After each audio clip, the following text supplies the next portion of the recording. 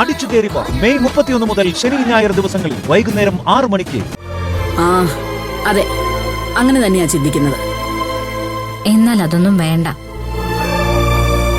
ഇപ്പൊ അമ്മ ഇങ്ങനെ ചെയ്താ ഈ വീട്ടില് പലർക്കും ഞാനൊരു ശത്രുവായിട്ട് മാറും. അല്ലെന്ന് അമ്മയ്ക്ക് പറയാൻ പറ്റുമോ? എനിക്ക് എന്റെ അമ്മയും സഹോദരങ്ങളെയും മനസ്സിലാക്കാൻ ആരുടെ സഹായമൊന്നും വേണ്ട. എനിക്ക് നല്ലപോലെ അറിയാം അമ്മയ്ക്ക് എന്നോടുള്ള സ്നേഹം കൊണ്ടാ ഇങ്ങനൊരു തീരുമാനം എടുത്തതെന്ന്. പക്ഷെ അത് വേണ്ട അമ്മേ. എന്ന് നീ തീരുമാനിച്ചാ മതിയോ? ഞാനല്ല, അമ്മ വേണം തീരുമാനിക്കാൻ. എന്നാലേ എല്ലാ മക്കളും ഒത്തൊരുമയോടെ ഈ വീട്ടിൽ കാണൂ. അമ്മയോട് ഞാൻ പറഞ്ഞിരുന്നല്ലേ ഈ വീട് ഞാൻ അമ്മയുടെ പേർക്ക് വാങ്ങുമെന്ന്. പിന്നെന്തിനാ അമ്മ ഇങ്ങനൊരു തീരുമാനം എടുത്തത്? എവിടെയും പണവും സ്ഥാനമാനങ്ങളും ആണ് അമ്മേ പ്രശ്നം. നമ്മുടെ കുടുംബത്തിലും അങ്ങനെയൊക്കെ തന്നെയാ അമ്മേ സംഭവിക്കുന്നത്. അതുകൊണ്ട് ഈ വിഷയം ഇന്നിവിടെ ക്ലിയർ ആക്കണം. ഇനിയൊരു സംസാരം ഇവിടെ പാടില്ല. ഞാൻ പറഞ്ഞ മാറ്റി പറയാനൊന്നും എനിക്ക് പറ്റത്തില്ല. എന്നെ ആരും ഇതിന് നിർബന്ധിക്കുകയും വേണ്ട. അമ്മേ അമ്മേ, ഞാൻ പറയുന്നതൊന്ന് കേൾക്കണ്ടേ അമ്മ? വേണ്ട അമ്മ, അമ്മ ഒന്നും പറയാൻ നിക്കണ്ട. ഞാൻ പറയുന്ന പോലെ അമ്മയൊന്ന് കേട്ടാ മാത്രം മതി. കുറച്ചു കഴിഞ്ഞിട്ട് എല്ലാവരോടും അമ്മ ഹാളിലേക്ക് വരാൻ പറയണം. അമ്മ വേറൊന്നും പറയണ്ട, എനിക്ക് സംസാരിക്കണമെന്ന് മാത്രം പറഞ്ഞാൽ മതി. എത്ര കണ്ടാലും മതിയാവാത്തവരോട് വേറൊന്നും പറഞ്ഞിട്ട് കാര്യമില്ല അമ്മേ.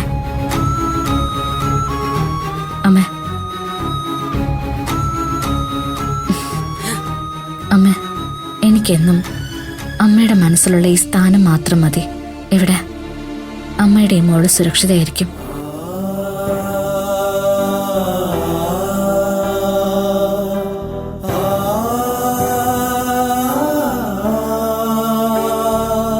അന്നും ഇന്നും അമ്മ മക്കളുടെ നന്മയും സഹകരണവും മാത്രമേ ആഗ്രഹിച്ചിട്ടുള്ളൂ. അതിനുവേണ്ടിയാണമ്മേ ഞാൻ ഈ പറഞ്ഞത്.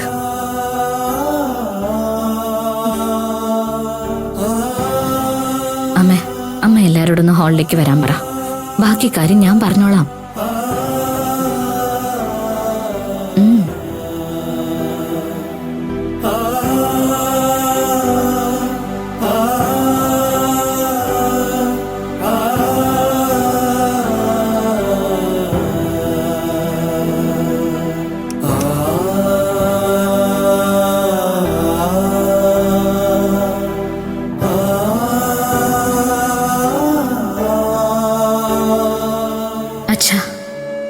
ഞാൻ കരുതിയതുപോലൊന്നും അല്ല അച്ഛാ. അച്ഛൻ്റെ മറ്റു മക്കള് എന്നെ ഇതുവരെ ഒന്നും മനസ്സിലാക്കാൻ പോലും ആർക്കും കഴിഞ്ഞിട്ടില്ല. അമ്മ എന്നോട് ആലോചിക്കാതെ എടുത്ത തീരുമാനത്തിന് ബലിയാടാവാൻ എനിക്ക് താല്പര്യമില്ല അച്ഛാ. അന്നും ഇന്നും ഇനി ഇന്നും എൻ്റെ അച്ഛൻ്റെ പാത പിന്തുടരാനേ എനിക്ക് ആഗ്രഹമുള്ളൂ. ഇനിയും മരണം വരെ ഞാൻ എൻ്റെ സഹോദരങ്ങളെ ചേർത്ത് പിടിക്കാനേ നോക്കൂ അച്ഛാ.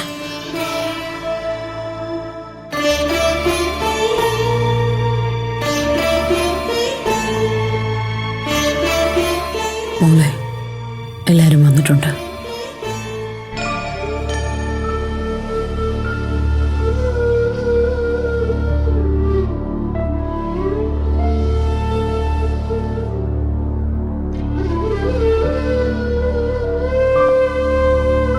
നിങ്ങളെല്ലാവരും പറയുന്നതൊക്കെ ഞാൻ കേട്ടു. അപ്പൊ തന്നെ നിങ്ങൾക്ക് ഓരോരുത്തർക്കും മറുപടി തരാൻ പറ്റാത്തതുകൊണ്ടല്ല ഞാനൊന്നും പറയാതിരുന്നത്. എല്ലാവരും എന്താ പറയുന്നതെന്ന് അറിയണം എന്ന് എനിക്ക് തോന്നി.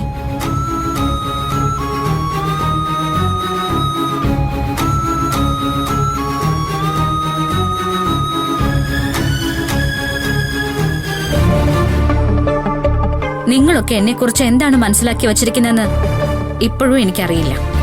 ചേച്ചി മിണ്ടരുത് നീ.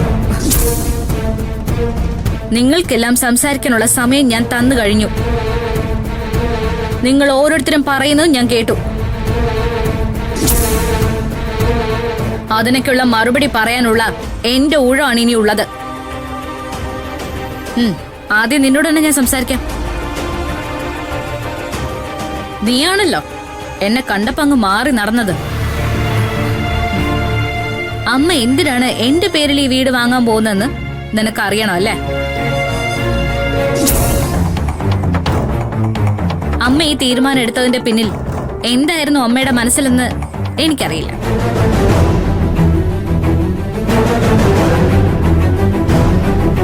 ചിലപ്പോ അമ്മയെ പോലെ എനിക്ക് താഴെയുള്ളവരെ ഞാൻ എന്റെ ചിറകിനടിയിൽ കൊണ്ടു നടക്കുന്നോണ്ടാവാം.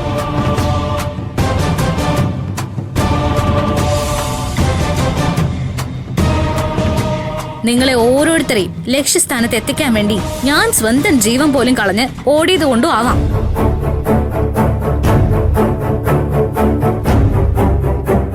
ഞങ്ങളുടെ എല്ലാം പ്രതീക്ഷകളെ തല്ലിക്കെടുത്തി ഇഷ്ടപ്പെട്ട പുരുഷന്റെ മുൻപിൽ സ്വന്തം മാനം പോലും അടിയറവ് വച്ചിട്ട് വന്ന നിന്നെ വീണ്ടും നെഞ്ചോട് ചേർത്ത് പിടിച്ചുകൊണ്ട് നിന്റെ കല്യാണം നടത്തി തന്നത് മനസ്സിലാക്കിയത് കൊണ്ടും ആവാം.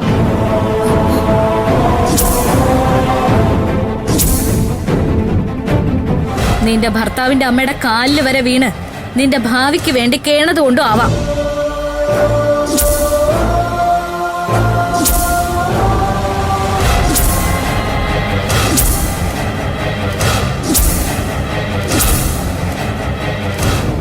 ഇപ്പോഴും നിങ്ങൾക്ക് തുണയാവാനും തണലാകാനും എന്നെ കൊണ്ടേ പറ്റൂ എന്ന ചിന്ത കൊണ്ടും ആവാം അമ്മ ഇങ്ങനൊരു തീരുമാനം എടുത്തത്.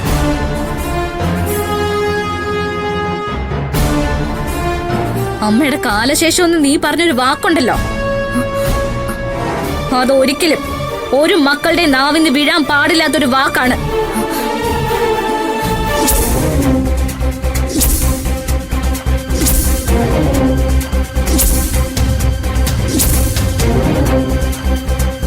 എന്താ ഇനി നിനക്ക് എന്തെങ്കിലും പറയാനുണ്ടോ? ചേച്ചി ക്ഷമിക്കുക ചേച്ചി, ഇവള് അറിവില്ലാണ്ട് പറഞ്ഞു പോയതാ. അബി, അറിവില്ലാത്തോണ്ടല്ല, അറിവ് കൂടിപ്പോയതുകൊണ്ടാ ഭാമ ഇങ്ങനെയൊക്കെ കാണിക്കുന്നത്.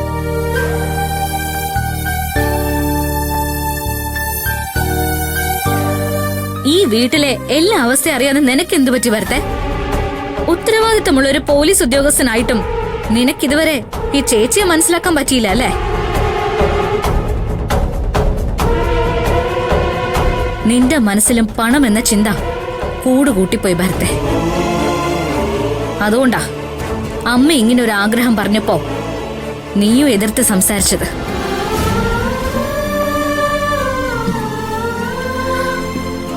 എടാ, നിനക്കെന്താ എന്നെ വിളിച്ചൊന്ന് സംസാരിക്കാൻ പാടില്ലായിരുന്നോ? നീ എന്താ പറഞ്ഞത്? ഇതിന്റെ പേരില് സഹോദരങ്ങൾ തമ്മിൽ പിണങ്ങി പിരിയുന്നു അല്ലേ? ഇതിനുള്ള മറുപടി എനിക്ക് പറയാൻ അറിയാൻ പാടില്ലാത്തോണ്ടല്ല അരുന്ധതി.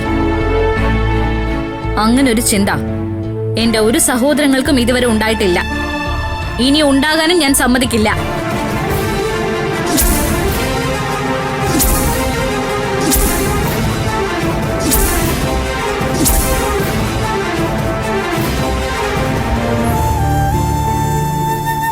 ബൊന്തേശം ഉണ്ടെങ്കിലും എന്നെ ഏറ്റവും കൂടുതൽ മനസ്സിലാക്കിയിട്ടുള്ളത് എന്റെ സേതുവേട്ടനാ. ഇവിടെ എന്നെ തോൽപ്പിച്ചതും സേതുവേട്ടനാ.